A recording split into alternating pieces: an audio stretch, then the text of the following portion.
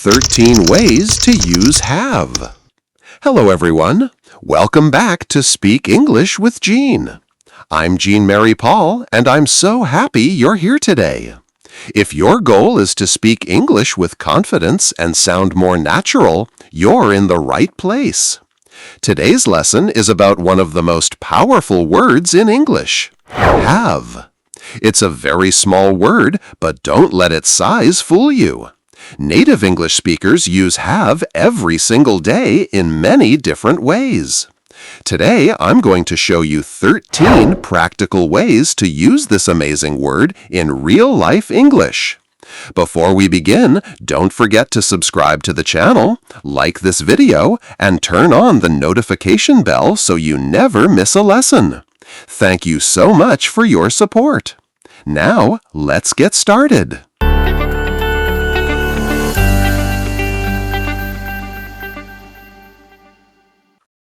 Number 1. Possession. The first meaning of have is possession. We use have to show that we own something. For example, I have a car. She has 2 brothers. We have a small apartment. Very easy, isn't it?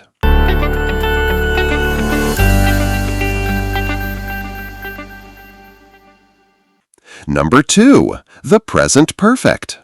Now let's move on to the present perfect. We use have to connect the past with the present. Listen carefully. I have finished my homework. I have lived in this city for 5 years. She has already eaten. Now notice this difference. I lived in Tokyo. That means the situation is finished. But I have lived in Tokyo for 5 years. This means I still live there today. That's a very important difference.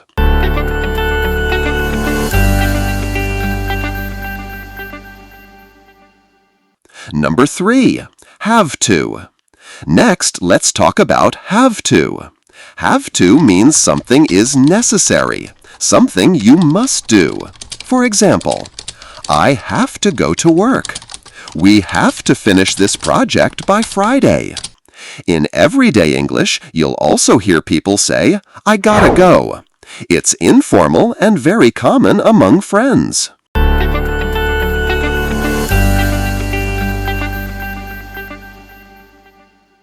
Number 4. Have got. Another common expression is have got. This is especially common in British English.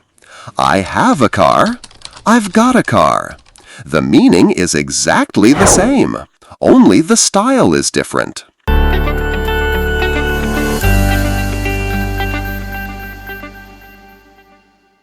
Number 5. Meals. English speakers usually say have with meals. I have breakfast at 7. Let's have lunch together. We had dinner at a nice restaurant. These expressions sound completely natural.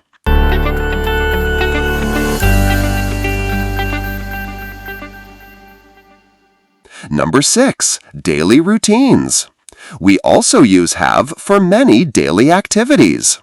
I have a shower every morning. She had a nap after lunch. I need to have a rest. Native speakers use these expressions all the time.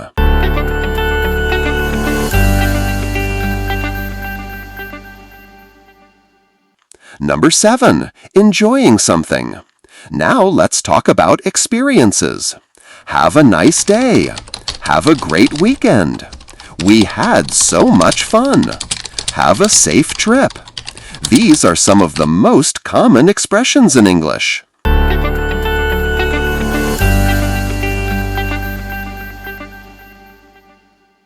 Number 8. Having a baby. Here's another important use. My sister had a baby last month. This simply means she gave birth to a child.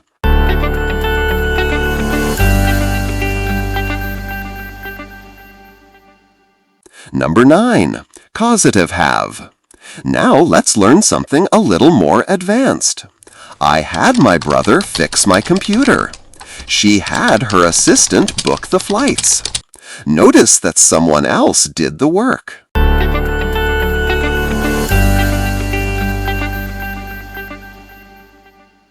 Number 10. Have something done. Very useful in everyday English.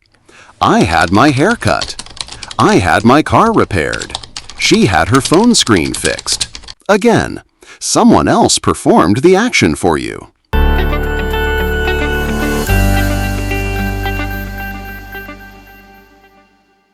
Number 11. Short actions.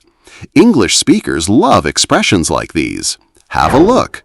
Have a try. Have a chat. For example, can I have a look? Let's have a chat. Have a try. Simple, natural, and very common.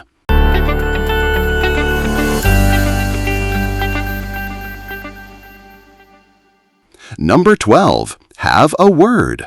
To have a word with someone means to have a short but important conversation.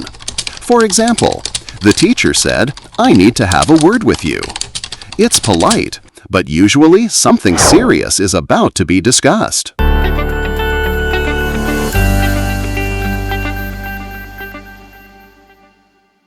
Number 13. Have it in for someone. Finally, let's learn an idiom.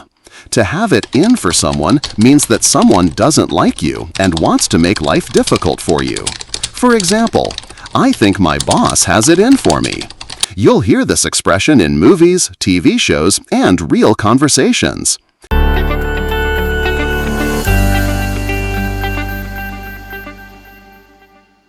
Let's listen to a real conversation.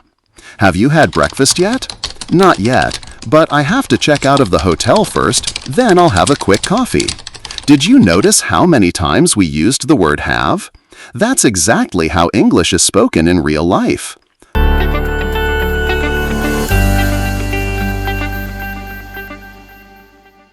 Final thoughts.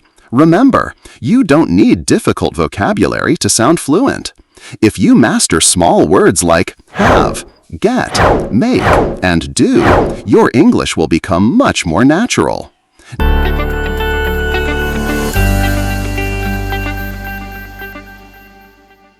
Now here's today's challenge. Choose one of the 13 uses of have and use it today in a real conversation. Then write in the comments, which use of have was new for you? I'd love to read your answers. If you enjoyed today's lesson, please subscribe, like this video, and share it with someone who is learning English. Thank you so much for spending this time with me. Keep practicing, keep smiling, and keep believing in your English. I'm Jean Mary Paul. This is Speak English with Jean. I'll see you in the next episode. Take care, and bye for now.